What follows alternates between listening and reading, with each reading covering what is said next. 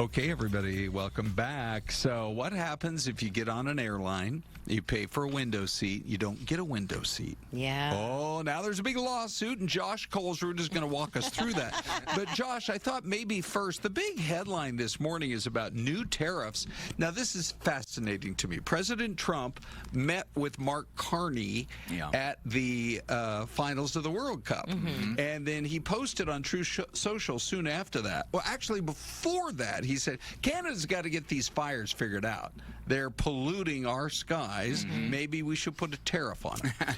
So now there is a tariff coming, but everybody's trying to say, I think at least for legal purposes, oh, no, this has nothing to do with what the president posted 24 hours ago, that we're all fed up with how Canada can't solve these fires. They're just saying it's part of unfair trade practices. And some things are exempt from, there's some things that are exempt from the tariffs, right? It's like critical minerals and a couple of other things. Yeah, the tariffs that are proposed only cover about 5% of the trade that Canada and the United States do. So, you know, what is this all about? I mean, is it the same thing that we just went through in February that went all the way to the Supreme Court, or is it something different?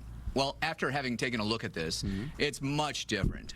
So what happened in February when the Supreme Court struck down Trump's executive orders was that the Supreme Court said that the IEEPA, the International Economic Powers Act, did not provide Trump the authority to levy tariffs, and that it was in the purview of Congress. Here, it's different. It's actually a tariff act that specifically gives the president the power to levy up to 50% additional tariffs on countries that are shown to be discriminatory against the U.S. products.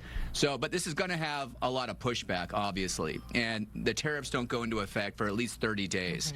And within the 30 days, there's bound to be tons of lawsuits to stop the tariffs from going into effect. So what Trump is going to say, though, is that Canada is discriminating against U.S. companies. And this is a power that I have from the 1930 Act to levy these 50% tariffs. So it's a completely different argument than before. You know, what we saw last time, too, is that tariffs was a part of a negotiating tool, right? Yeah. And he wrote the book, The Art of the Deal, and he's kind of a businessman by trade, as we all know. So do you think that is part of it, too? Like, maybe because it doesn't happen for another 30 days, that's like his window to Canada, like, let's get something moving. This is certainly in the shadow of negotiations for the JCPA, which is the trade agreement that the United States has with Canada. And right now, they're in negotiations for a 6-year trade agreement. And Canada, you know, it was interesting. They didn't say that they were going to reciprocate and do their own additional 50% tariffs to match ours. They just said, we know we'll negotiate with the Trump administration. So that was interesting because their posture before, when Trump gave them the tariffs last year, was to levy tariffs against the United States too. But they're not doing that. So this is definitely being done for negotiation purposes. Okay. Let's shift to a story I think we can all relate to. Yes. I think it's happened to a lot of people. You get on a plane, you paid for a window seat, you're there in about row 14 or something, and it's a wall. It's not a window. Josh and I were talking about this last week, and he thinks it's really fascinating. What have you learned as you've dug into it? Yeah, it is fascinating because we all use United, and Delta is also part of a similar lawsuit. But the big suit is against United, correct? Yeah. Okay. And what's happening is that United was advertising a window seat and charging a premium of up to $50 or more for the window seat. And there was no disclaimer that said, well, a window seat just means that it's next to the wall, whether or not it has a window or not. So imagine that you buy a concert ticket for, $5,000, expecting to be really close to the stage.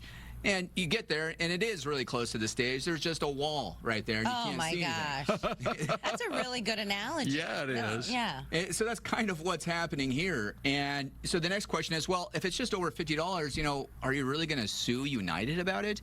And that's why we have class action lawsuits. Yeah. Because it's not worth hiring a lawyer to sue United over $50. However, let's say you have 1 million people that are coming together and suing United for that $50 bonus or the $50 fee, then it becomes a $50 million lawsuit. And then they're also asking that all the profits that United made because of those false statements, go to the litigants. So it could potentially be much, much more. So how does something like this begin? So let's say you have a gripe with, I don't know, some said company, and you're like, I was poorly treated.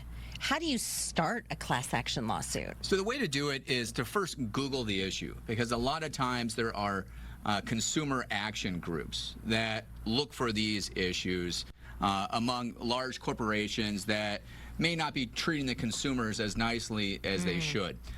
And you'll often see that you're not the only one that this has happened to. And once enough smoke is on the internet, there's going to be some plaintiff's attorney that finds it and then looks for a class of people to start a lawsuit.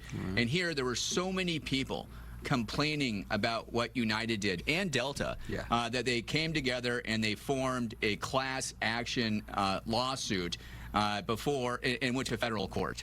Do we know when they